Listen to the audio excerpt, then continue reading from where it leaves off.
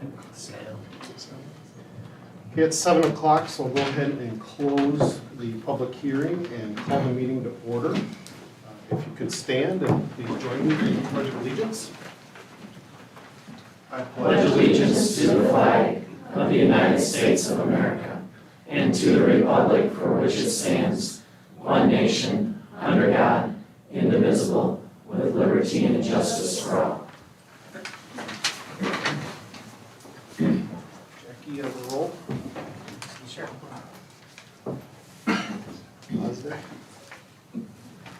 Okay, looks like we have a quorum.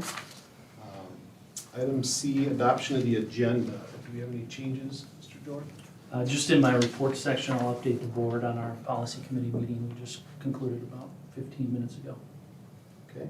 Entertain a motion to adopt the agenda with that change when you're ready. So moved.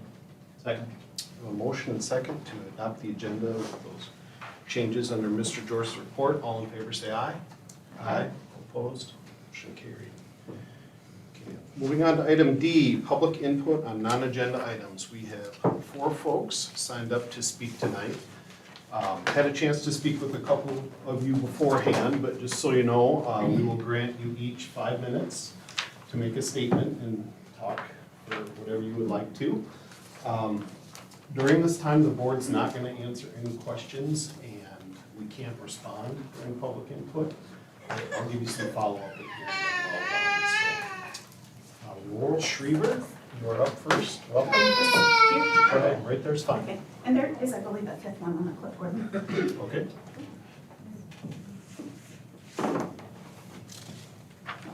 Is everybody with that and be present, or we have some online? Yeah, Scott Post was on the conference call. Got some? And your public, we're online for the public, whoever's watching. Understood. It's Mandy. Is she going last? I'm not sure. Do you want to go second first?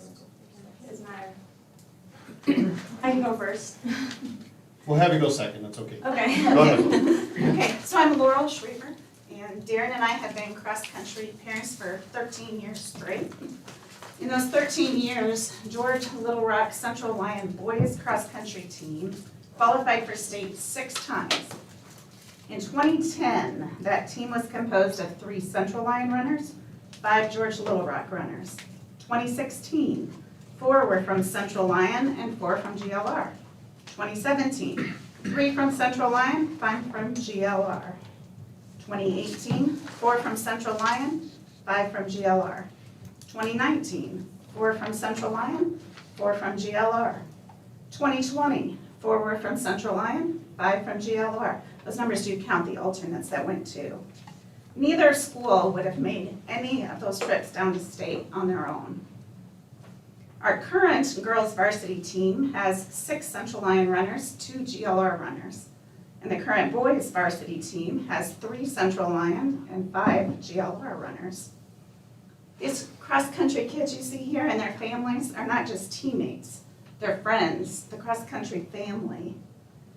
Cross-country is the only sport that boys and girls, high school and middle schoolers all train and compete together. The older kids mentor the younger ones. 2 of our sons, who both ran for Central Lyon, were mentored by older GLR runners. And then they turned around and mentored younger runners from both schools. The kids that are juniors this year, Lexi, Mary, Aaron, Matt, Chase, have been running together since they were 7th graders. They want to stay teammates and not run as competitors next year in their senior year. We need the strength of the 2 schools together. Several schools at the home meet last week had either 1 or 2 runners, that's it. You need a team in this sport to make it fun so the kids actually want to go out. And more importantly, to push them to do their best and to support each other when times are tough. Together, our schools make this cross-country team the great team it is. Thank you. Thank you very much. Andy, Can I your just second? sit here? What was that? Can I stay sitting here? You sure can. Go ahead. Sorry, I had to bring a guest. He's the new assistant coach too, so. Yeah, got to get out of the field, so he's here. Just to kind of piggyback off, I had a lot of that same kind of statistics and stuff. I focused on, since I've been the head coach in the last 4 years, and looking at the boys and the girls and our numbers. The girls for both schools would not have made a full team, which like everyone has been saying, yeah, you can still compete in cross country, but going as an individual is not kind of the same thing as going as a team. And especially like this year, for the girls team, for the first time since 2006, has a really good chance of going.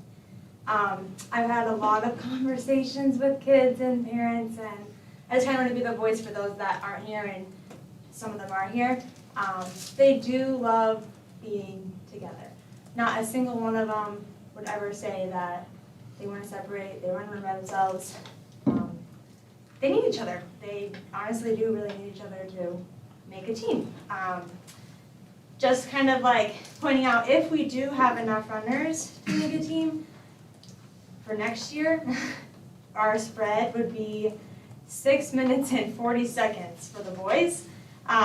For those of you that don't know a lot about cross country, that's almost a whole mile difference between our first runner and our seventh runner. Which 5 does place, but still it's a big difference. For the girls, it's a little bit closer, so it's only about 4 minutes and 30 seconds, but still kind of a big gap. Every year that I've been coaching here, which is 8 years now, it's been pretty split. Like maybe one runner extra from GLR or one runner from Central Lyon more. Otherwise, it's been 50-50 for the runners. So yeah, and kind of just like pointing out, it's just literally the conference meet that would probably matter the most. We wouldn't be affecting any of our other meets, which some people I don't think understand that. It's just one meet out of all of them. Are you gonna help here? But yeah, again, I really think it's best to stay together so that they can compete as a full team and actually be competitive. Because I don't know how many schools we run against, and yes, they have 5 runners, but they're coming in third to last, second to last, first to last. And I'd hate to see that happen to a program that has been so successful in the past. That's kind of it. Okay, thank you. Lexi, go ahead. Hi, I'm Lexi Landis. For those of you who don't really know how cross country works, we might run individually, but we run for our team. I've been out for cross country since 7th grade, so that means in the 5 years I've been out, Mary Shriver has been pushing me the entire way. She makes me run the extra mile, do the extra sprint, and encourages me to finish a little faster in every race. And without her, there'd be no way I'm running 21-minute 5Ks. Along the way, I've watched our girls team grow from 4 girls up to 11. And a lot of these girls I never would have been friends with outside of this program. This is the only opportunity that GLR and Central Lyon have for a shared girls program. Boys have wrestling and football. Cross country is the only thing that the girls get the opportunity to share. Over the 3 months that the cross country season is, we grow very close and create really strong bonds. And when we run together, we start to finish as packs and as friends. Packs are what we need to push us down to state. I have watched a couple of boys teams go down to state, including winning state in 2017. And the bonds you make in cross country last. In 2017, Joe Anderson and Gable Sieberta, one from Central Lyon, one from George Little Rock, went down and won state cross country this year.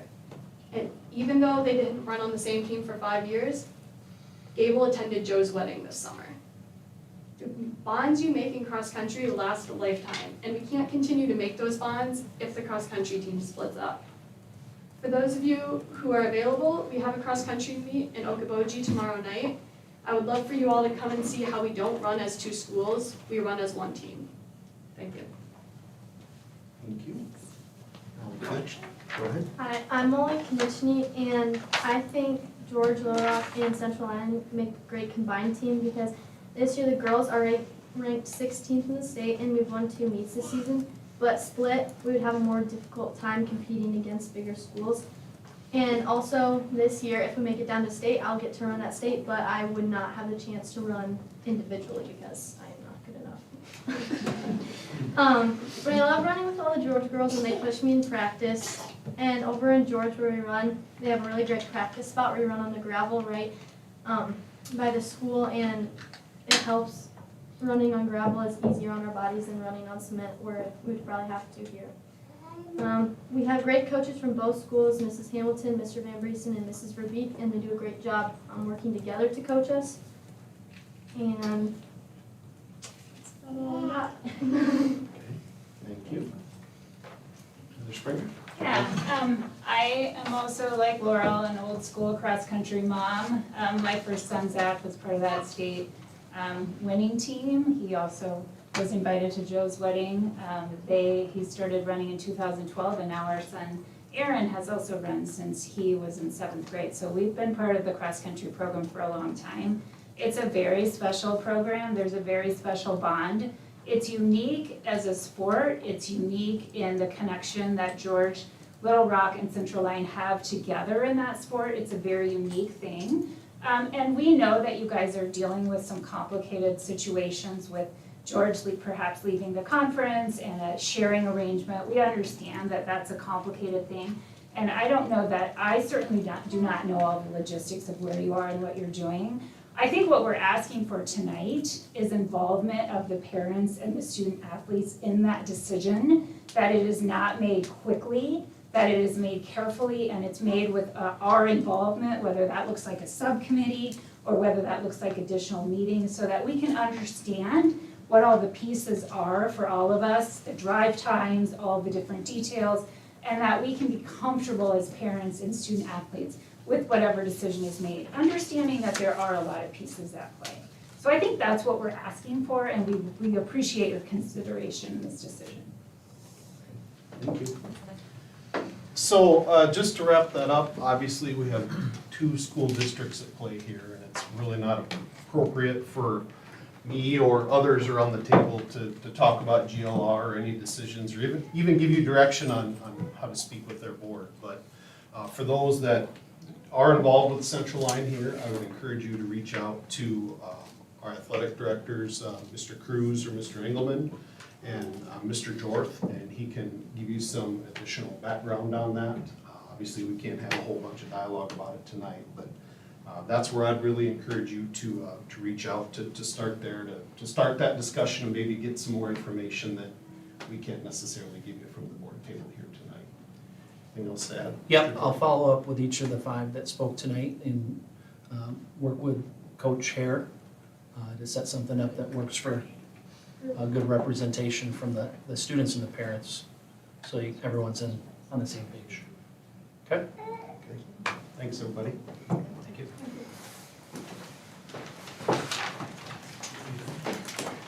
Okay, moving on to item E, approval of minutes of past meetings.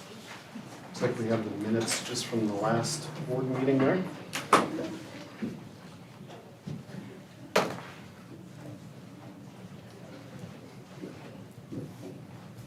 Any questions, comments, changes needed to those?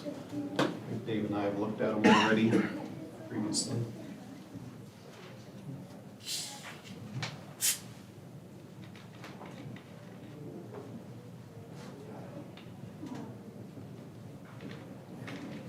Otherwise, I'll entertain a motion. Are you ready to approve those? I'll make a motion to approve the board minutes. Second. A motion and second to approve the minutes of the past meetings. All in favor say aye. Aye. Any opposed? Aye. I think we got him on the first one. Sorry, Scott, you're on a little bit of delay. I'll wait for you next time. Okay, moving on to item F, approval of financial items. Jackie, I'll turn it over to you. For your review, the annual treasurer's report, the special revenue board report, and the activities report are attached. This is through September 2022. For each of the reports, I don't really have anything specific to report on, especially on like the special revenue report. We're talking about that sort of frequently these last few months, and currently with the bond possible revenue bond, and then the improvements to the district and bus barn and all of that. So I don't really have anything specific to report on with the reports at this time unless you have specific questions. Into the summary list of bills, I did lay another, just 3 vendors there that happened just about 15 minutes before we came into session. So that is also on the website, but I knew none of you would have time to look at those. Scott, for your reference, there's a payment to JMC, unless you have it pulled up, a payment to JMC, Kiwanis Club dues, and then FFA chapter dues. Those kind of came in late, and we didn't have mail today, so who knows what will arrive tomorrow. We'll go from there.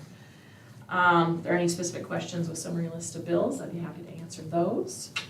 And then finally, just in my report, if you had a chance to read that, it was sort of a copycat of what Mr. Jorth sent out, just to let you know that the audit went well, as far as I know. There's still work being done behind the scenes, but on-site, they were here for 4 very solid long days, between 4 of them. 2 of them were here every day, all day, and it was challenging, interesting, enlightening. I don't know what else to say. It was they were great people to work with, so I learned a little, and hopefully they learned a little, and we'll see what the next few months bring. So that's what I have to report, unless there's any specific questions for me. Anybody have any questions for Jackie?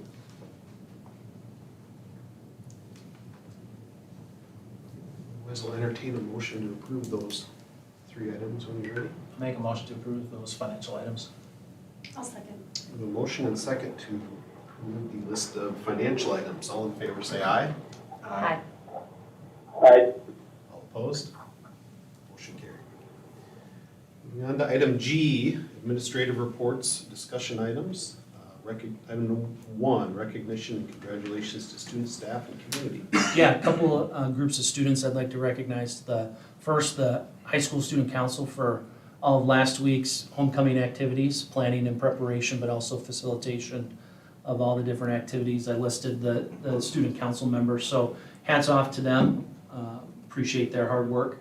Just this afternoon, Mrs. Groen passed along that the 4th grade kindness squad was awarded a $500 grant for kind of their work for random acts of kindness over the course of the school year. They kind of explained all the different things that they had done last year. And the Iowa State Education Association gifted them $500 for similar type of activities. Not necessarily the exact same ones, because Mrs. Groen and Mrs. Van Veldhuizen will change it up a little bit, but $500 to offset those costs. So congratulations to this current 5th grade class for their hard work last year, and the 4th graders as they continue that this year. Staff, I'd like to recognize our custodial staff, Steve Bresky, Consuelo Benavides, Matt Vixaman, Lisa Dahman, Todd Nath, Linda Peterson, Kirby Wallstrom, and Brenda Vandeweerd. A week ago, Monday, or I guess actually on Sunday, October 2nd, was National Custodians Day. Our custodians keep our building looking great on a day-to-day basis. And they do so many things in addition to cleaning and taking care of the building, whether it's hanging our new wall pads in the gym like they were doing today, or driving bus like Matt and Todd do, or it's opening the facility at all different hours for our students in our community. So really appreciate their work in our district. And then if you weren't here at Coronation last Wednesday night, I do want to recognize Dana Dykehouse and Mitch Lupkus for their induction into the Athletic Hall of Fame. So many accomplishments while students and student athletes here at Central Lyon, and then continue to give back to the district after they've graduated. So congratulations to them. Principals, you got anybody else you guys want to recognize? Or? Very good. Thank you, Mr. Jordan. Item 2, any communications? Don't have any.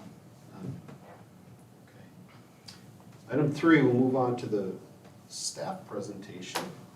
Mr. Allen, would you like to introduce who you have with you? Yeah. Mr. Jordan asked Lily Downard and I to come talk about the space element design competition. Specifically, Lily qualified for the international finals that was held at the end of July down at Kennedy Space Center in Florida. And so I asked her to come and kind of talk a little bit about the process from a student's perspective. And then we're kind of going to piggyback off of that and talk about what we have planned for the Central Region semifinals, which will be held at Johnson Space Center in Houston again. It's kind of been a few years since we've been able to take students down there with everything going on. And so we just wanted to give you a quick update on that. So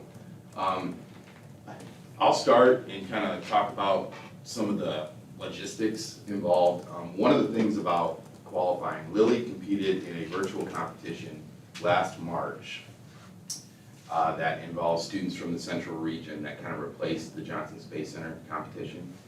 And out of roughly 120 kids, she was one of 12 students to qualify to attend the KSC competition in Florida.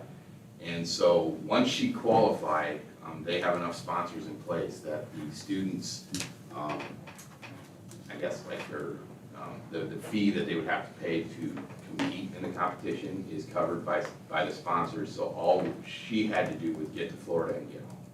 And so we did a little bit of fundraising to help her get to Florida and get back home. And we basically flew in on a Thursday. They're split up into like 50 to 60 students per team. They call it an industry simulation game. It is a high-stress environment for every student involved, and that's done by design. One of the things that the NASA engineers talk about is they want to expose these kids to a high-stress situation so that they can start to understand that, yes, they can come out of it on the other end, and that stress doesn't necessarily have to mean failure. And so they kind of crank up the stress on purpose. Each team is given a CEO that's usually a NASA engineer or a subcontractor that works with NASA on a daily basis. Then within the teams, they elect 4 presidents: operations engineering, human engineering, structural engineering, and then sales and marketing. And they have a sales and marketing department because you can have the greatest idea in the world, and if you can't communicate it to the people that are interested in purchasing your product, it's worthless. And so they do try to basically simulate the same way Boeing might go about putting in a bid to build the next capsule that they're going to use to fly to the moon. And so that's kind of the setup for it. They're given not enough time to come up with a 45-page proposal that they have to present in 35 minutes, and then they're cut off. And then they are exposed to a panel of judges composed of NASA engineers, and they have 10 minutes to answer questions. And those judges know how to pick apart a presentation, and they take great pleasure in putting the kids through that. So do you want to go ahead and talk about some of your experiences from Florida? And then I'll wrap up. Okay. So on my team, because of the way it was, we had both virtual participants and in-person participants. And a lot of the virtual people were from all countries, like around the world. And we also had people from UK that had come down, and Canada that had come down, and Hong Kong as well. And so there was lots of cultural variation within the team that helped a lot to come up with new ideas and stuff. And then the proposal itself, we receive a request for proposal, and I have copies of those here if anyone would like to see one. But it's very detailed, and it goes through everything that you have to have a complete presentation. And they will pick it apart if you have anything that you're missing. So what you need to do is create that presentation, and the VP marketing normally handles that, because there's so many people, you can't exactly expect everyone to keep the formatting correct. But then it's presented, and the questioning is probably the hardest part, because you don't know what you're expecting. And they have, like he said, they're very good at picking things apart. They pick at the tiny details, things you might not have thought about. I think, to quote one of my teammates, they turn into a super spy interrogator that tears apart your life's work. And I think that's very fitting. But in general, it's a very challenging experience that I greatly enjoyed.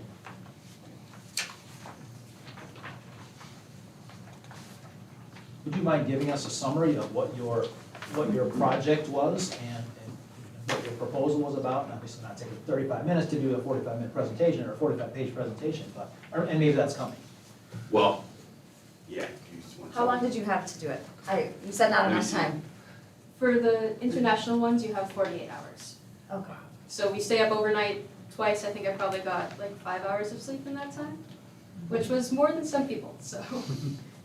But our objective, as we've got on the screen, it was to create a mobile ship to stay in the Terminator line on Mercury, which is the area where like sunset or sunrise happens. You got to choose which one you wanted. And it had to house a bunch of people, and it would serve as basically a shipping point to bring the, what's it called? Reardonium that's been cured on the surface of Mercury to a separate facility that's orbiting around Mercury that would get it out of that area. And That's just some of the pictures that I took when they were working to show kind of the detail of some of the slides from the presentation. Top right corner there, that is actually, I think credit is given to Lillian Downer for that diagram. It is both of them? Mhm. Okay, yeah, so a lot of times what I noticed down there is when they would come, you worked in operations down there. Structures. Structure, okay, so she was in structure and people would come to her with ideas, but they didn't know how to communicate that so that it made sense. And so they would come to Lily and they would rely on her to come up with basically the information that they could then use to communicate to like normal everyday people like me that maybe don't understand everything behind all of that. So she was a very big benefit to her team in that respect. I would say she was an asset that they came to rely on over the course of the 48 hours. And they're in that Terminator zone because you can't live in daylight on Mercury. You can't live in nighttime on Mercury because the temperature extremes are just so, they not fit for human life. And so they're basically, their settlement that they designed was like almost like on a track. And it just stayed in that zone. They rotated slowly with the planet Mercury so that it was always sunrise or sunset or so on and so forth. And then they had safety redundancies built in throughout, just in case something went wrong. And it's really impressive, not only to see the level of kids that are down there, but it's impressive to be able to see them be able to actually communicate to NASA professionals and come up with an idea that can sometimes impress even the best of the best. So that kind of jump starts into what I was going to talk about JSC. We are scheduled right now to go March 1st through the 5th, Wednesday through Sunday, to Johnson Space Center and compete in the regional competition. Right now, we have approved that we get to take 7 students and 1 chaperone. That actually worked out pretty well for our district because we had 11 students apply. 7 of the students were juniors and seniors. And so as of right now, every junior and senior that applied gets to go. We've also got 4 on the waiting list and 1 chaperone on the waiting list too, if it becomes possible. The cost is up from years past, but still reasonable for a 5-day trip outside of the state. It's $650 per student. Because we fundraised in the past and gotten the trip shut down, right now we have $2,200 that's sitting in that fund that we can use to help offset some of these costs. I'm also here tonight because in years past, the school board has agreed. We used to have to pay a $500 deposit just to ensure our place on the bus for the trip down and back. The district used to always cover that $500 cost. When they stopped requiring the deposit, then the school board agreed that we could go ahead and take that $500 for the district and help put it towards the students' costs for the trip.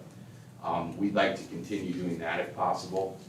And then I'd also like to ask permission, Chris and I would like to hold some fundraisers, possibly some 50-50 raffles, maybe a bake sale or something like that to help offset some of the student costs again.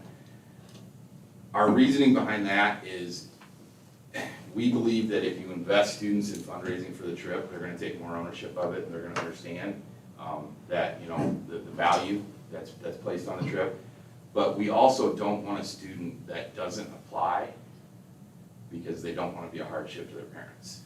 And so the more money we can help them fundraise to offset the costs on the trip, then the students that are interested in the science or interested in the math, they can actually attend this trip too, and they don't have to worry necessarily about the economics of it. Yeah, I think that's about it. I think that covers it. Okay. Thanks, Bill. Yep. Thanks very much. Congratulations, Lilian. Yes. Well done. Yeah, very cool. Very good representation of Central Lyon, and yourself, obviously, as well. Thank you and congratulations. Mr. Arnold's also here to kind of give you guys a report on our middle school Lego League. They've kicked off their season as well. And a lot of the kids that are involved in Lego League in middle school, you know, our hope is to cultivate them much like Lily, so that when they get into high school, they continue with robotics with Mr. Allen, but then become this crop of students that are going to NASA annually. So, Mr. Arnold. Thanks. Yeah, I'm building on the program that was started recently with Mr. Kopetzky. And in fact, I maintain one of his teams, which is Central Lyon Mighty Lions. And this year we registered 2 additional teams. In keeping with the Lion theme, we have Robo Lions and Roar Robotics. So that'll be fun when we hear our names called. But this year we're actually competing in the first Lego League regional tournament. And we're doing that in Sioux Falls versus on the Iowa side, simply because of it's just distance. That region, our region has about 50 teams that will be competing, so we're excited about that. Currently, I've grouped the kids into 2 main groups right now. There's a group of kids that meet Monday and Tuesday after school, and then a group that meets Wednesday before school and Saturday afternoon. And ultimately, I'm going to separate these groups of students into the 3 teams that we have. So currently there'll be about 7 students per team. We have 22 students that have gone out so far. So our youngest member will be about 9 on the day of January when the competition will be. And then we have, let's see, 5 5th graders, 14 6th graders, and then 3 in the 7th grade. So excited about all of that. The kids are learning all about the engineering design process. So Lego robotics is way more than just Legos. And that's kind of what the kids learn right from the get-go. So we are learning about the engineering design process during this month. So the kids are in the brainstorming phase, the research phase. They're learning about the game itself. And the game itself is called Superpowered. So they're learning about all different forms of energy, production and distribution, and storage and usage. So we're talking wind energy and hydro and wind power, and nuclear and fossil fuels, just all of them combined. So that's what's taking a lot of the time this month. We've spoken with the Lyon County Rural Electric Cooperative about what they do for the county. Here this week, we're going to walk over to DGR and talk to some engineers over there. Mr. McMahon has set that meeting up, so we're excited about that. I've reached out to a few colleges in the area and some other firms too. So as a part of this process, the students will talk directly to professionals in the engineering and energy fields. So they're learning a lot. As a part of this competition, they'll take this information and ultimately try to figure out a current problem that exists, or perhaps one that'll exist in the future. For instance, how to solve energy needs in the future. And the kids will bite off just a chunk of that and really research it. And then they'll come up with a solution. That's called the innovation project. And they'll document the results, they'll research the results. They'll even make a poster that describes this entire engineering design process.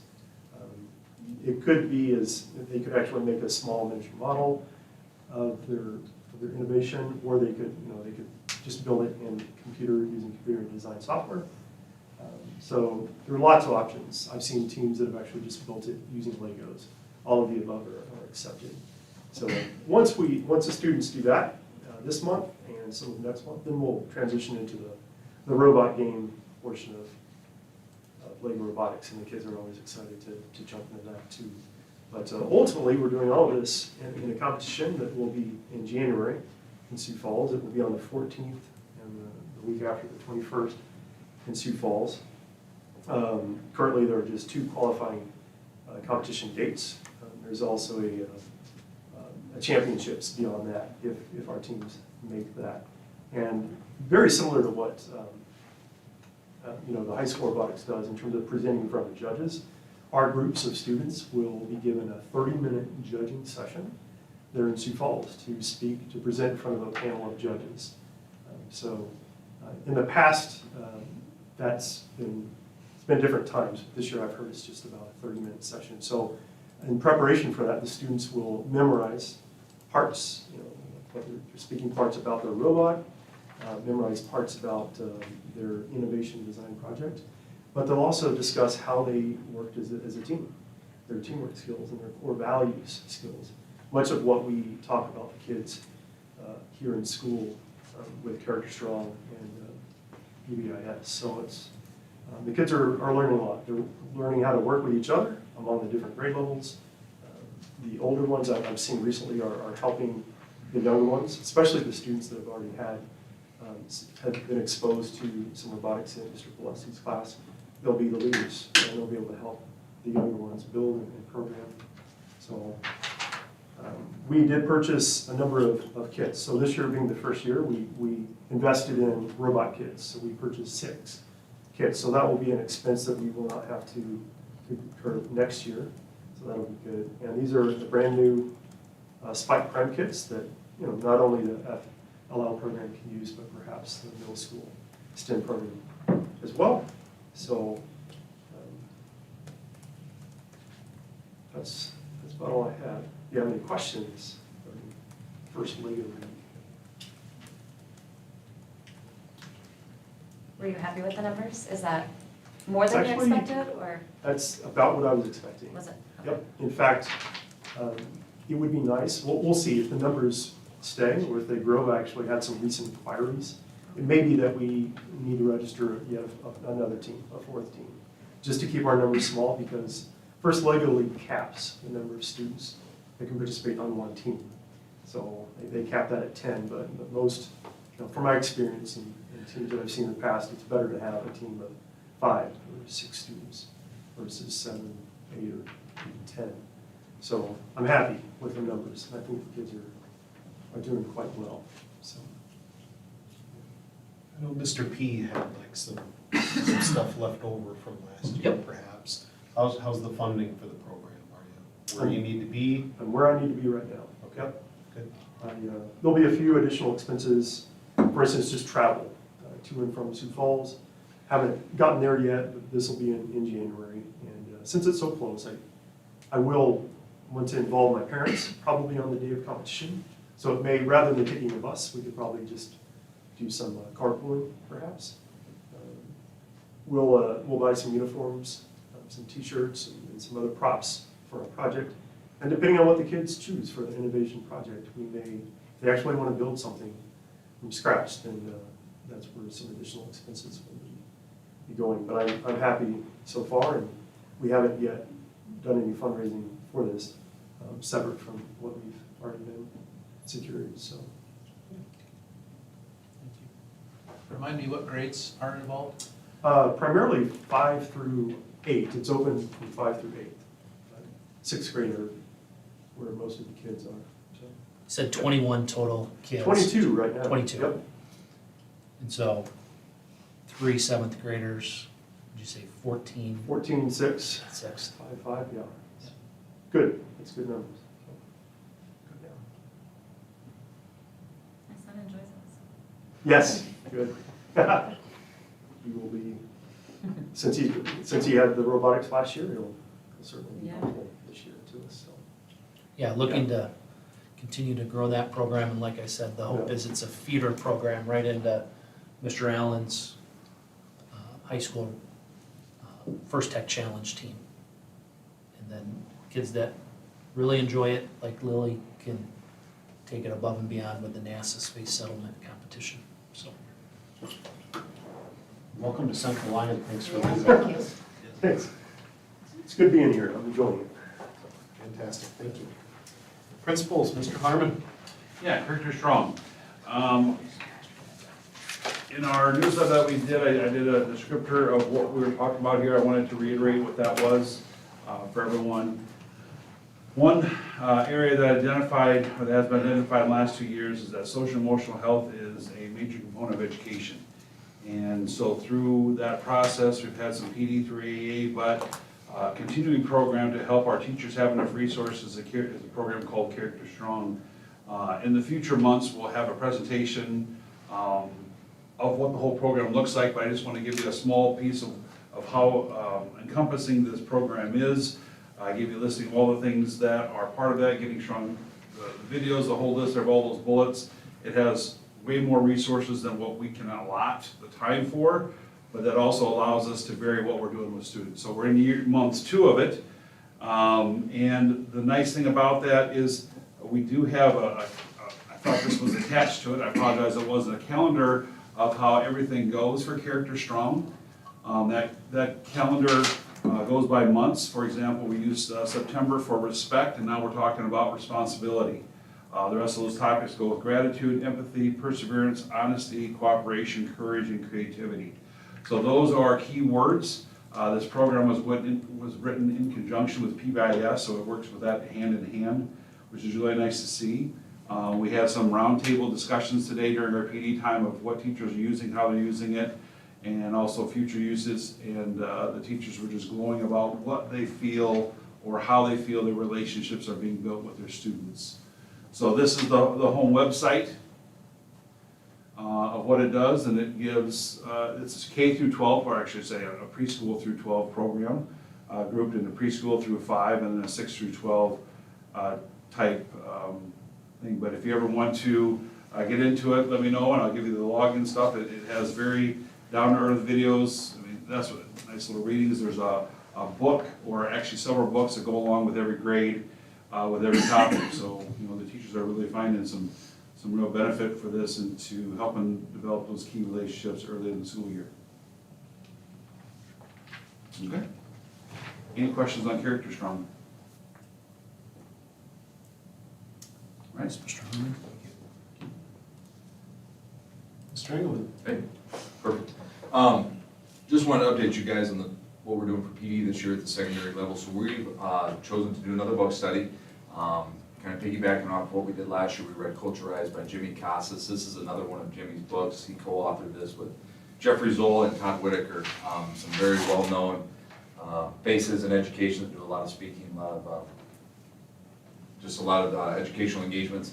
The staff, we do this, we did it today, matter of fact, for a couple hours. We combine it with restorative practices, and we do some tabletop discussions, small group, large group. We do some online components. There's some, so on Canvas, they do some chapter reviews, they do some reflecting, some discussion boards. So the caveat with this is our staff can elect to take this for renewal credit, so it helps them with license renewal. Many take advantage of that through the AEA. They don't have to do that. There is a cost to that per individual, but it is another way for them to invest in the learning. So whether or not you take it for credit or not, you're still required to do all the activities. So it's been very beneficial. As you can see, there are kind of the 4 big pillars is know the way, show the way, go the way, grow each day. So those authors went around to many school districts and kind of interviewed and observed teacher leaders, principals, and found some behaviors that they thought were promoted excellent teaching and excellent leadership. So we're diving into that. We just got into chapter 2 today. We review those on Wednesdays as well, the first Wednesday of the month. And it's just been they're great conversation starters, good reflection. The staff has really enjoyed it. It's something in the high school, it's difficult because they're so content-based in the high school that you gotta find something that works for everybody. And these books have done the job for us. They focus on culture, they focus on teacher leadership, best practices, you know, mindsets, et cetera. So it's a good thing that encompasses all of what teaching is all about. It keeps it fun and relatable. And I think the staff has appreciated that the last couple of years and gotten a good response and good results from it. So we're going to continue to do that. Thanks, Mr. Engelmann. Questions for either of the principals? I have extra books too, if anyone would like a copy. You have some extra books if you need some nighttime reading.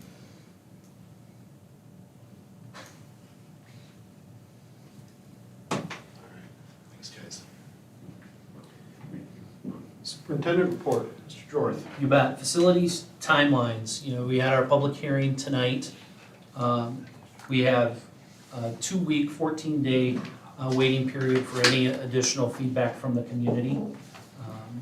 But by the time our next we host our next meeting between now and November, the Finance Committee, Dave and Carrie, I'd like to meet with you two and Matt Gillespie, in addition to Jackie, just kind of talk about what the bonding process looks like, the options that we have, the fees associated with that, and all the timelines.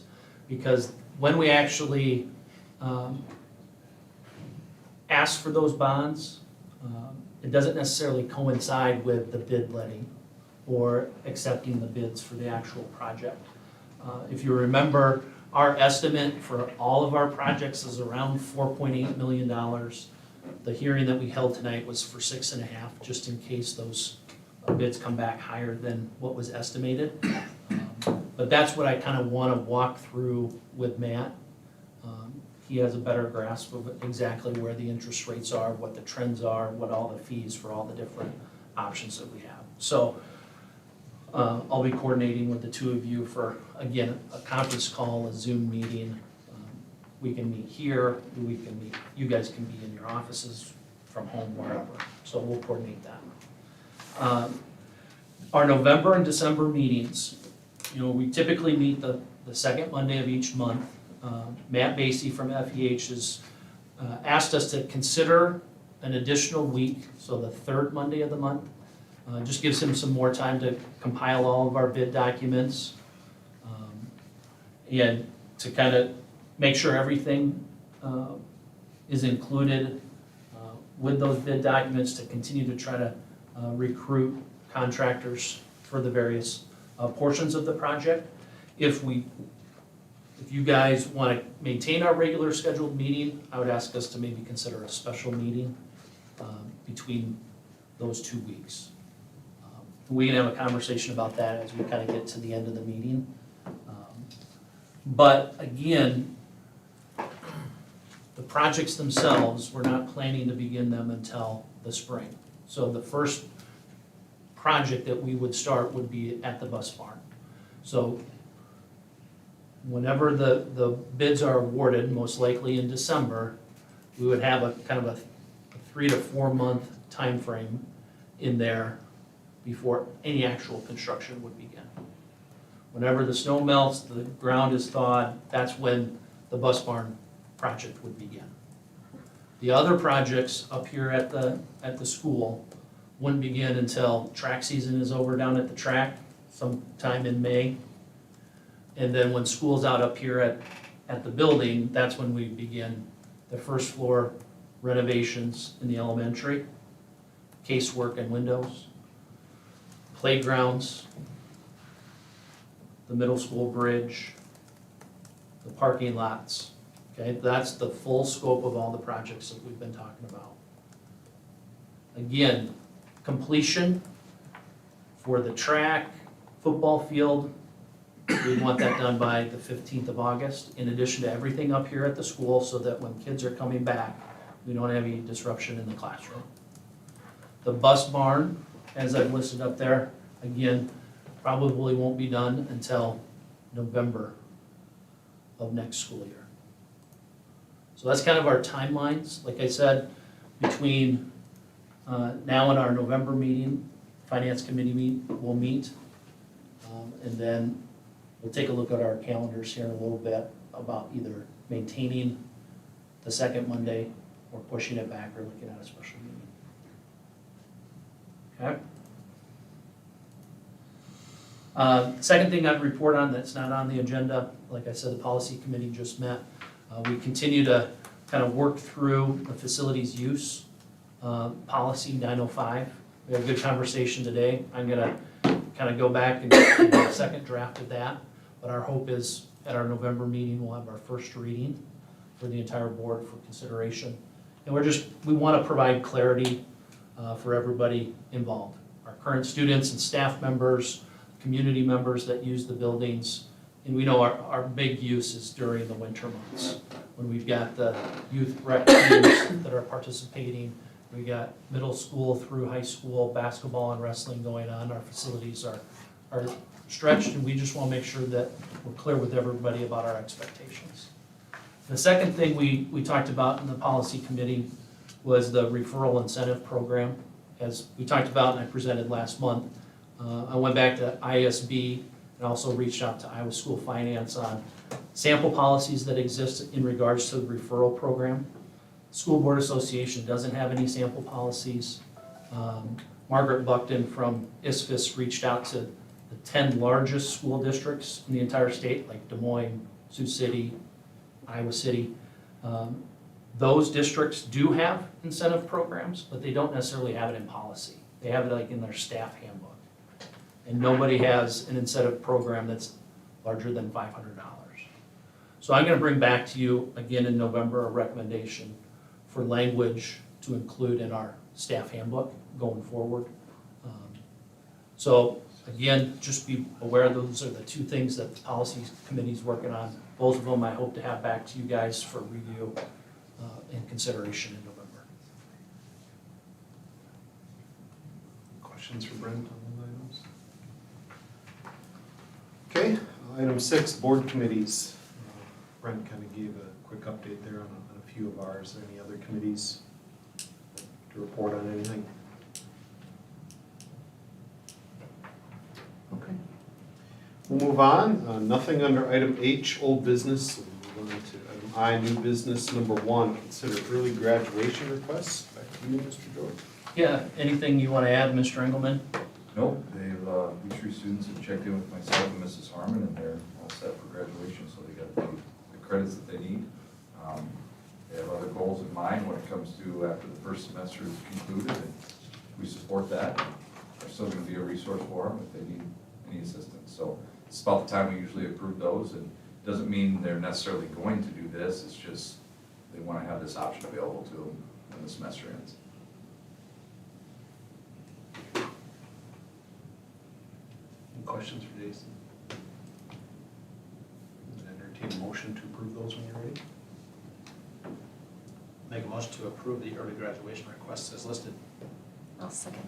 Motion and second to approve the early graduation requests as listed. All in favor say aye. Aye. Opposed? Motion carried. Moving on to item 2, both A and B, consider out-of-state field trip requests. Mr. George, I'll let you go through those. Yeah, Mr. Rockhill, 15 Central Lyon FFA members planning to go to the national convention at the end of the month of October.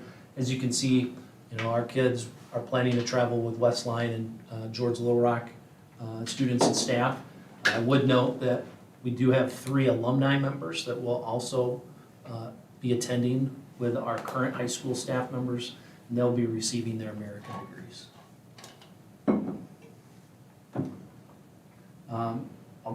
Bill talked about it already, but the NASA Space Settlement Competition, this isn't until March. Again, we've got 7 juniors and seniors that kind of have the priority right now, and we've got 4 underclassmen that are on that wait list, depending upon what other schools across the Northwest Iowa AEA approve. But in a perfect world, we get all 11, but our priority are the juniors and seniors. So that's a limit from Central Lyon, not from NASA. We go as a consortium, so the Northwest AEA only has so many seats on the bus. Okay. So they've told us we've got 7 students and 1 chaperone right now. If they don't fill all of their seats on the bus, we potentially could get 4 more students, and if we get both of them, then that's where Mr. Wright and Mr. Allen would be the 2 chaperones with our 11 students. Anything I missed there, Mr. Wright? I don't think so. A lot of it, sometimes at the end, because they want to have the seats, all of a sudden something comes up, a school has to cancel. And, or they say, well, we had 6, but now we can only take 3, all of a sudden spots open up. That's why we want to make sure we have people on the wait list so that we can bump them in.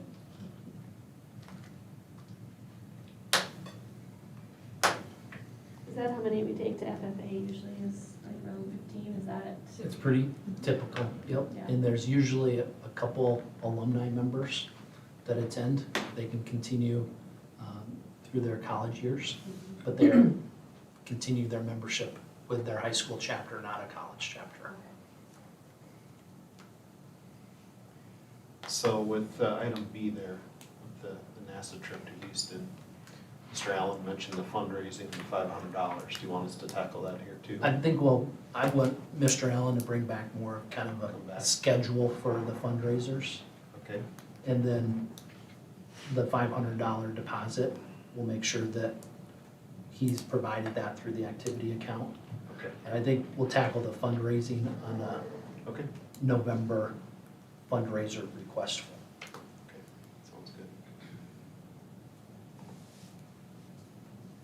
So if there's no more questions, I'd entertain a motion to approve those 2 trips when you're ready. I'll make a motion to approve both trips listed. Second? Have a motion and second to approve both out-of-state field trip requests as listed. All in favor say aye. Aye. Opposed? Motion carried. Moving on to item 3, we have some moving parts on the Siouxland Conference. Mr. Jordan. Yeah, detail there, as it says, you know, George Little Rock, their their September board meeting obtained approval at their board level to apply to the War Eagle Conference. In the meantime, once that became public, both Unity Christian and Western Christian reapplied to the Siouxland Conference. So in my conversations with Mr. Cruz and his with the athletic directors and mine with the superintendents, that's kind of the last 2 bullet points that you have here. And it's our preference as superintendents and athletic directors to maintain a 10-team conference. If you recall, a couple years ago when we went through this process previously, that was our primary argument when it came to scheduling and maintaining a 10-team membership. And that's why we previously had denied Unity and Western's application into the Siouxland.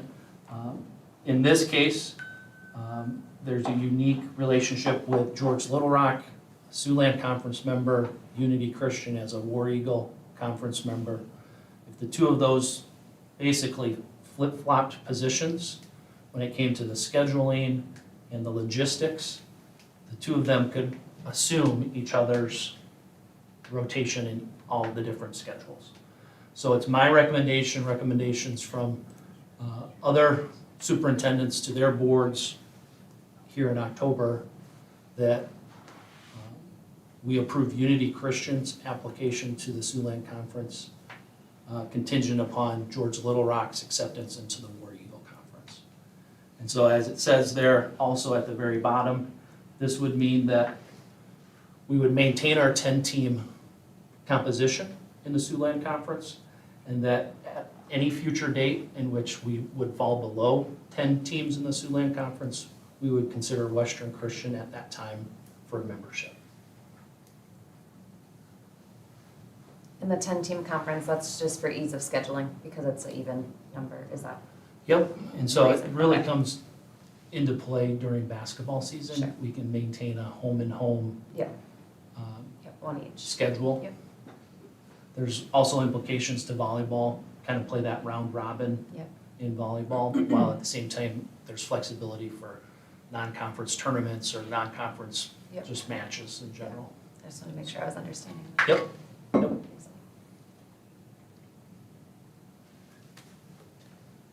motion reinforce our support for keeping it a 10-team conference?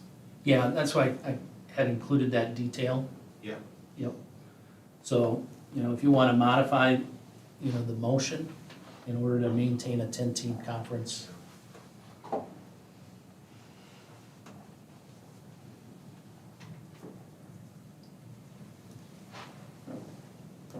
Questions, comments? When does War Eagle? I believe they're having the same conversations at their October board meetings in regards to George Little Rock's application for that. I think they have 11 total members in the War Eagle, and we have 10 members here in the Siouxland. Does that 11 include Unity? Yes. When do they meet? You don't know. Most of them are either the second Monday like us tonight, or the third Monday. So then each member of the Siouxland conference has this on their agenda also. Yep. And so, I think our last Siouxland conference member meets next Monday. So the following Tuesday, all the Siouxland superintendents will report back to the quote-unquote Board of Control. So we need 2/3, we need 7 out of 10 of the Siouxland conference members to approve of this.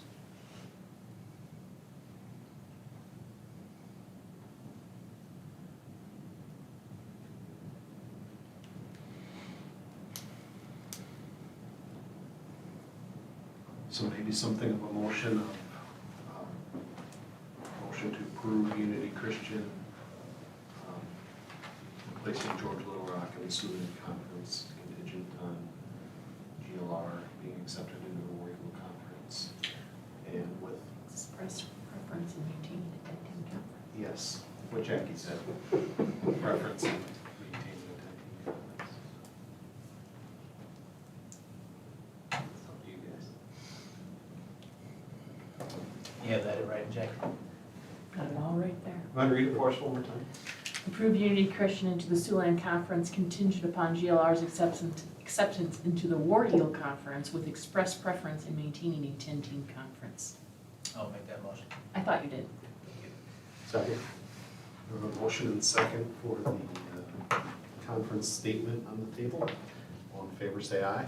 Aye. All opposed? Motion carries.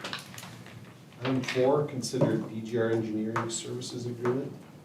Dave, I'm going to recuse myself. You take this one again, O'Neill. Bobby. Right, you wanna walk us through with the? Yep, so again, the copy of the entire contract is provided. Remember, the scope of their work is for the parking lots, both the staff, student parking lot here in front of the high school, in addition to the entire North Drive in concrete, and then the activity center parking lot and that South Drive. In addition to the sidewalk and ADA accessibility at the track and football field. And so on page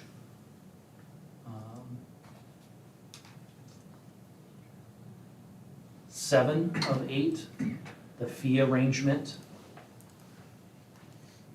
is in a range of $101,000 to $106,000 for the survey, design, and bidding phases, in addition to the standard hourly work at the time that the work is performed. And so then all the hourly rate schedule, fee schedule is included on page 8.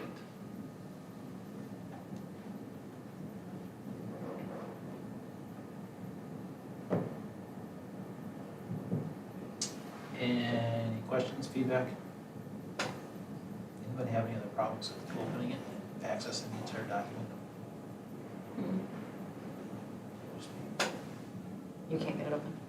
I can, but it goes so far and then it stops and put it locks on my computer. I can message you the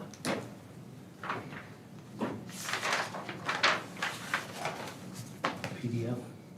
Well, I can open the PDF. but then you get halfway through it and it just stops. Interesting. Yeah, I don't know what's going on.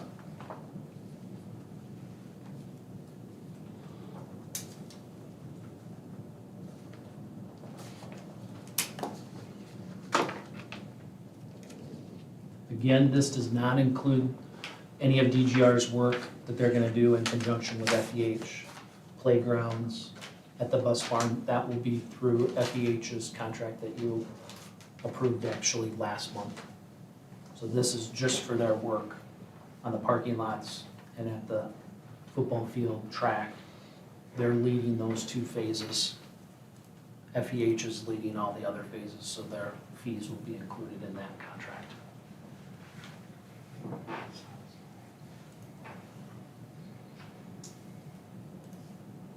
Questions, input, concerns?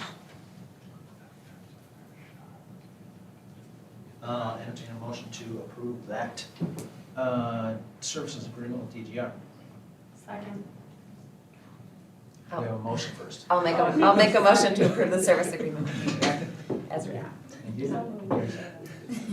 I have a motion and second to approve the service agreement with the DGR for the items as outlined by Brent. All in favor signify by saying aye. Aye. Opposed? Motion carried.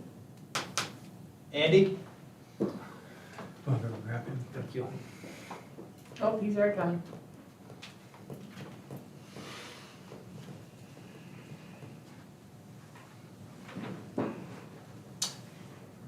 On to item 5. Okay, item 5, under new business, consider allowable growth and supplemental aid for 2021-2022 special education deficit in the amount of $7,268.02. A lot of details before you there. You can see some history that Mr. Jorth added in, as well as my supporting documents due to ESSER funding and arriving after the conclusion of the school year in 2021. It needed, the additional dollars were added to the offset of the 21-22 education, special education supplement report. So our deficit is significantly lower than it has been in the past, and that's okay. It just means we spent less, or we spent the same, but we had offsetting revenues from the state and federal dollars, and so it is before you.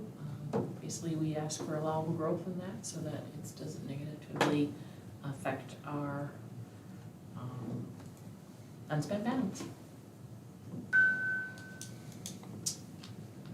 I would just reiterate that you can expect that number to rebound next year. This is really a one-year reduction based on the federal ESSER dollars. So I would expect us to be in the upper 200,000 or greater next year based upon the level of need continues to be at that rate. We're just not getting federal dollars to offset it.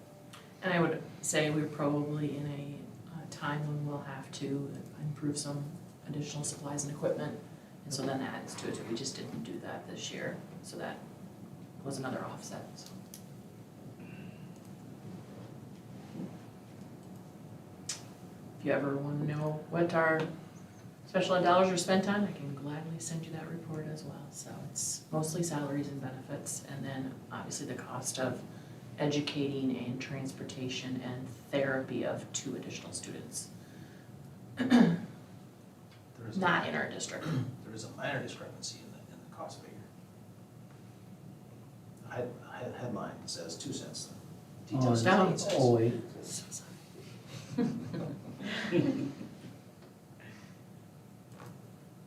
So obviously not a big deal for 6 cents. Entertain a motion when you're ready. It is correct on the agenda. 02. And the supporting documents. I'll make a motion to approve the allowable growth and supplemental aid as listed there. Second. We have a motion and second to approve the allowable growth and supplemental aid as listed. All in favor say aye. Aye. All opposed? Motion carried. Moving on to item 6, consider allowable growth and supplemental aid for 2021-2022 LEP excess costs in the amount of $55,687.10. Basically, the allocation that is received, and I would gladly open this up and show you more, but unfortunately, the state has shut down and has a large error on that site now. But in my memo, you can kind of see what I attempted to certify, and it looks like it did certify, but now I can't get back into the site. But basically, LEP is limited English proficient. So take all of our salaries, benefits, and additional supplies, the equipment costs, or anything that's applicable under the code to offset against the allocation, and we are allowed to request supplemental aid and allowable growth for those additional dollars. So between Sam Cruz, Donna Lumens, our summer program, and a variety of needs throughout the school year, this is the number that is basically automatically calculated for me as long as I code everything correctly. So I ask that you approve that, and I can turn that into the state as soon as the site opens back. Is this a similar amount to yours? Last year I think it was 46,000, so it just kind of depends on raises and other increased costs. Yep. And it has been right in that area for the last several years. I'll make a motion to approve the allowable growth and supplemental aid for 21-22 LEP costs. Second. A motion and second to approve the item as listed. All in favor say aye. Aye. Opposed? Motion carried. Moving on to item 7, consider policy. First reading, Mr. Jorth. So the first reading is, I didn't attach the update. Mr. Jans had pointed out my error, so I'll find it here. This is on early retirement policy.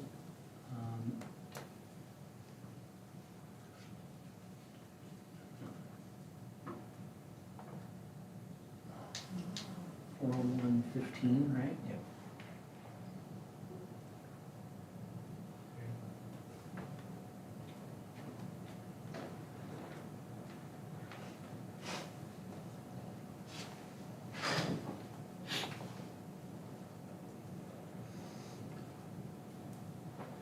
Basically, we're reopening the early retirement incentive for staff that have obtained the age of 55 and have worked for Central Lyon Schools for 10 consecutive or continuous years of full-time employment. So these are teachers, not support staff members. As you can see there in B, we've eliminated the requirement that they must meet the rule of 88 for their combination of years and years of service and age together. And so what I had updated, but obviously didn't hit save, in number 5, you can also strike that first sentence where the policy is available for those reaching the rule of 88 in the year of the school year election. They don't have to meet that rule of 88 this year. They just need to complete the application by the 5th of January. So we've got multiple staff members that would qualify. I feel like even though we hear a lot of things nationally about the teacher shortage, by advertising early and getting these by that first week in January for your approval at our meeting in January, we will be able to recruit staff members to fill these positions for those folks that would qualify. So. Do we have quite a few that would qualify? Do we have quite a few right now? I think we have like 6 that would qualify. In my conversations, there's 3 or potentially 4 that would take this. Okay. Like I said, I don't feel like these are positions that we would not be able to recruit. Fairly confident by accepting these in January, we'd basically be at the front of the line. So do they have to have obtained the rule of 88 at some point in the past? So they will have to be beyond the rule of 88. That's basically what we're opening this up to. So we have approximately 6 staff members that are beyond the rule of 88 that when they had hit that specifically, didn't take this. We're opening it back up to those folks that have beyond that rule of 88. So I'm wondering if we do state that specifically, and maybe it doesn't make any difference for the people that we're talking about. So this says having obtained age 55 by June 30th and have 10 years of service. Doesn't say anything about rule of 88 now, if we take that out. Maybe there's nobody that is not already past the rule of 88. And I don't think we care. And maybe we That's don't. their, that'd be a personal financial issue more than it would be a district issue. As long as they're 55, and as long as they have 10 years in the district, we can pay for them out of management. That is our only concern. As true as financially. Now, whether that's your concern or not as a group, that's a different story. The rule of 88 really is the tipping point for employees, because that's when I can begin to claim my IPERS. You know, if you have a staff member that doesn't, want to claim their IPERS, they might be below the rule of 88. A year or two from now, they might get to that point. Basically that's what it would be, that's more of the staff side of it. Sure. We just used it as another gauge to, Limit that. limit the amount of people that can I go. think if I remember back, probably 7-8 years ago, maybe more, we put that, I think, if I remember right, we made it the rule of 88, and there was something about that and making sure that that language was in there so that it wasn't construed as age discrimination. Correct. So when we approved this 2 years ago, for example, I can pull that policy out. Oh, it's fine. And I can include that for everyone's review for next month, but all we did was eliminate B in that first line of number 5. So you're saying we don't care if they met the rule of 88? In this I mean, we don't have to year, specify. we don't. In other years, we have, that top line, the one Yeah. that's struck, is the reason that we have the rule of 88 in there, Yeah. because we wanted it to only be the employees that reached it in that specific year. Okay. It was a way to limit the amount of applications so that Yep. 7 don't apply and we don't have the funding for it. We're saying at this time, we have the funding for it, we're allowing it. And the other reason for it was to truly provide an incentive to retire earlier than maybe Correct. otherwise normally. Correct. Yeah, only in the year that you basically reached that 88, yeah. Now we come back and do it, and we've done this before, come back and do it and catch some of those other people that would qualify for this and have gone past the rule of 88. They chose not to do it in that Sure. year in which they qualified. We're coming back now, more so because it saves us money, a fairly significant amount of money. Yeah, absolutely, it's a budgetary tool and we do it in the years we can afford to do it.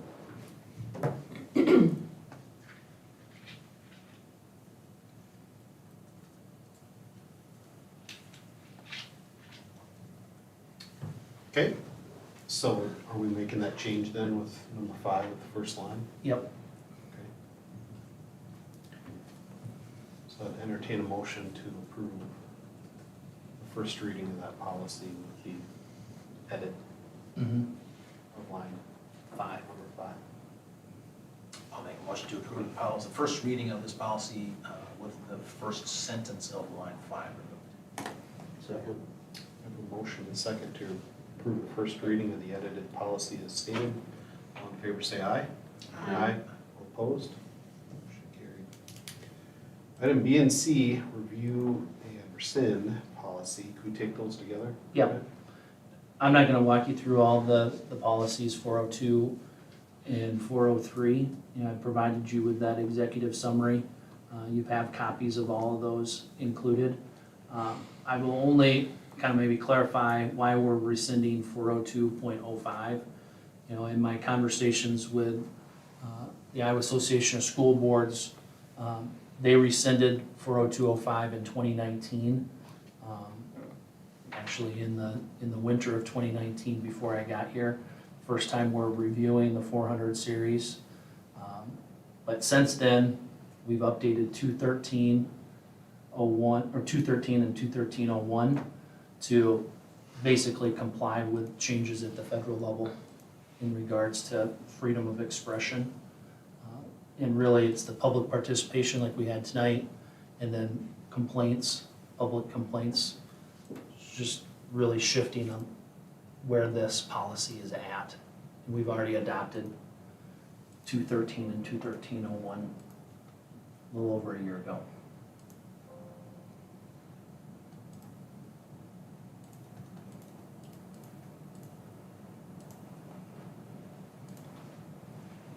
So these are approved on the review and rescind with no first reading or second reading, correct? Correct. These, again, are either no changes or just minor language changes based upon ISB's recommendations.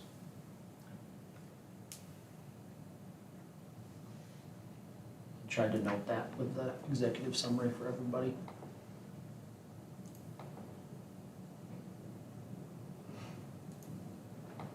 Entertain that motion to approve the review of those policies and rescind the policy in question.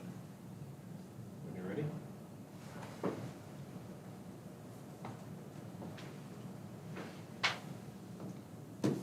I'll make that motion. Second.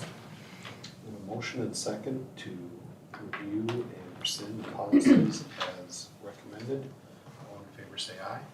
Aye. All opposed? Motion carried. Item 8, personnel hiring. Mr.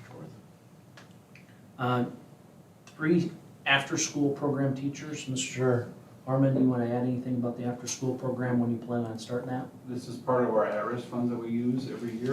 We start that prior to conferences, but we use our parent-teacher conferences to really springboard our participation of the kids that would benefit from attending. So the midterm reports were sent home last week to give the parents the information, and then when we get to the first quarter here in 2 weeks, and we use that information and parent-teacher conferences to get to drum up students who should attend.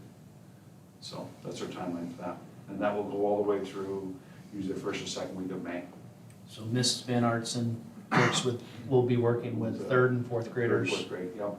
And then Mrs. Maxwell and Mr. Jansen will kind of do it together, each take a night.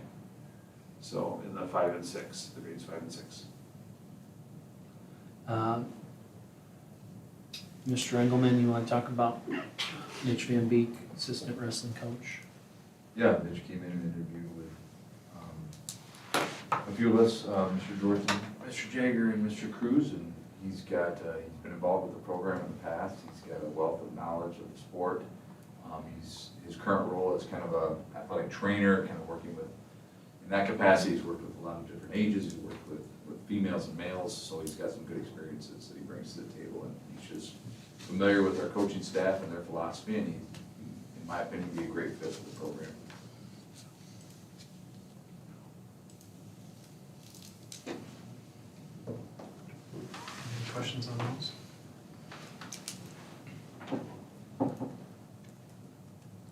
Let's entertain a motion. I'll make a motion to approve the 4 hires as listed. I have a motion and second to approve the personnel hirings as listed. All in favor say aye. Aye. All opposed? Motion carried. Before we move on to the next one, I'd like to make a quick change on the agenda. Yeah. Looks like we forgot bill review for item K. So we will, after J, we'll move in item K, bill review, and then we'll move adjourn to letter L. And I do need a motion and second to modify the agenda, if you would, please. Make motion to modify the agenda. Second. We have a motion and second to modify the agenda. All in favor say aye. Aye. All opposed? Motion carried. Thank you. Okay. Item J, announcements, dates to remember.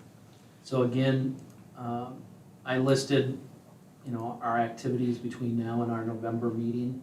As I had referenced earlier, like to have a conversation about either moving back our November 21st regular, or our November 14th regular board meeting to the 21st, or considering a special meeting.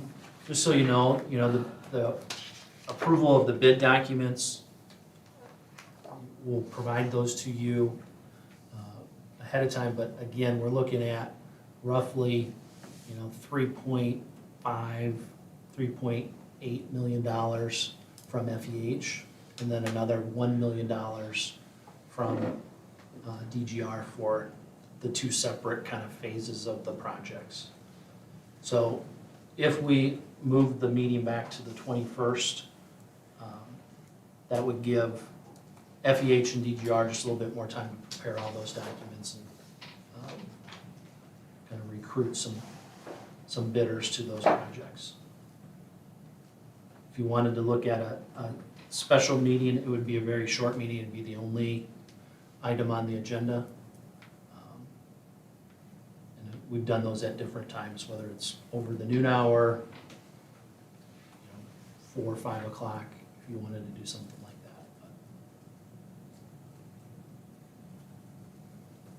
that. So the meeting in November is to authorize bids? To approve the bid documents themselves. Yeah, right. And then Set bid date, that it says kind a of bid date, Yeah. exactly. And then the December, there's a statutory time frame that we have to meet between when we approve the documents, advertise those documents, and then ultimately consider them for approval. So if we move the November one, we've got to correspond with the same, if we move it back a week, we got to move the December meeting back a week. If we set a special meeting, then we're got to have another special meeting or move our December regular meeting to that same 30-day time frame. What's everybody look like for the third Monday in November and December? School calendar on the 21st, 7th and 8th grade boys basketball at George Little Rock at 4:15. That is the only thing on the November 21st calendar. December 19th, there's 7th and 8th grade boys basketball versus West Lyon, again 4:15. JV wrestling at Sioux City, and JVR girls basketball at Unity Christian and boys at Unity Christian. Those are the things on the 19th of December. Those games, I think, are at home though, right? The JVR games are. Yes, yep, okay. Versus, yes, and boys, the 7th and 8th grade are Yes. at West Lyon.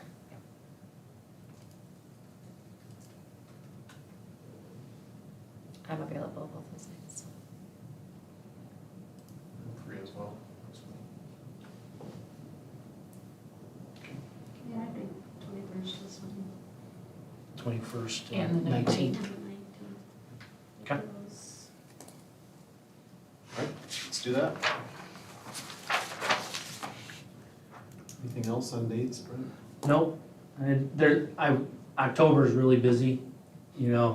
Not only do we have postseason high school athletics, but we've got the play at the end of the month, the musical, at the end of the month. We've got all state auditions in there. And then that first week in November is parent-teacher conferences. So it's it's go time for sure. We will wish all of our high school activities the best of luck, and whether it's fine arts or it's athletics. All right, we can move on to item K, bill review.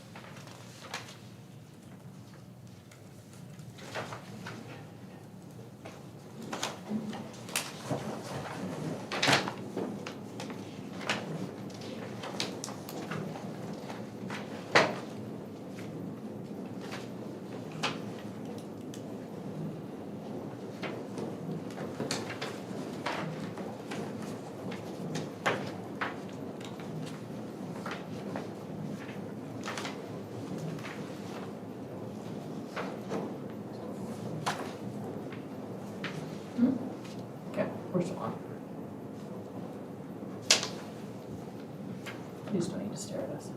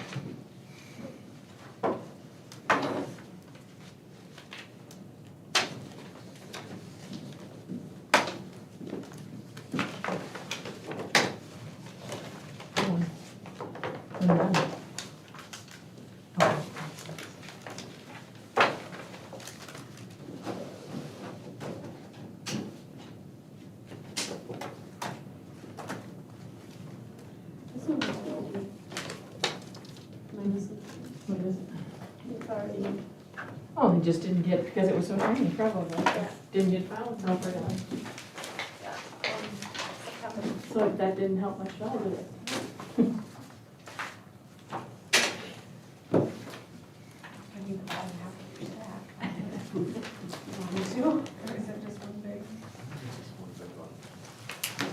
It's the US bank credit card one, that's always, it's one big monster.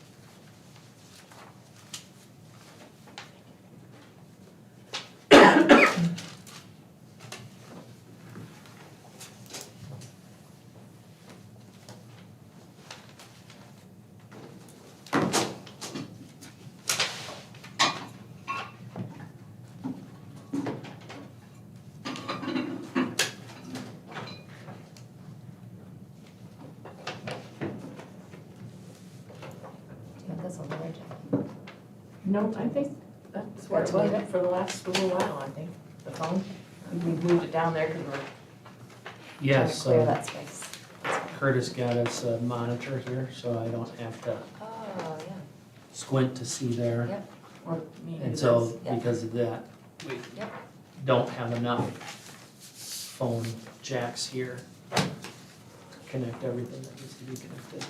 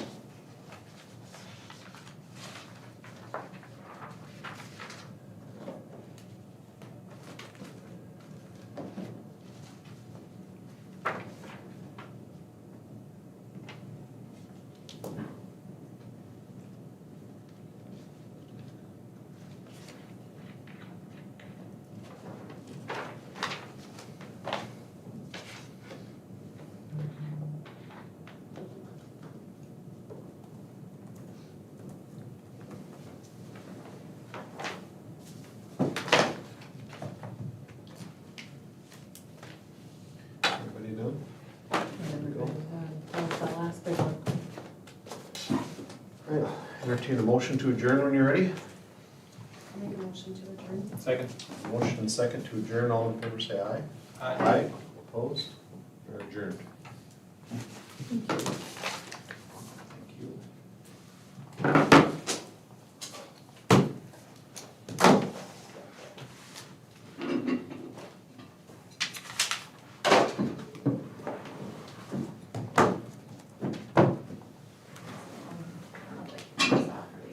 Scott and Carrie, do you guys have a preference? You've got your calendars for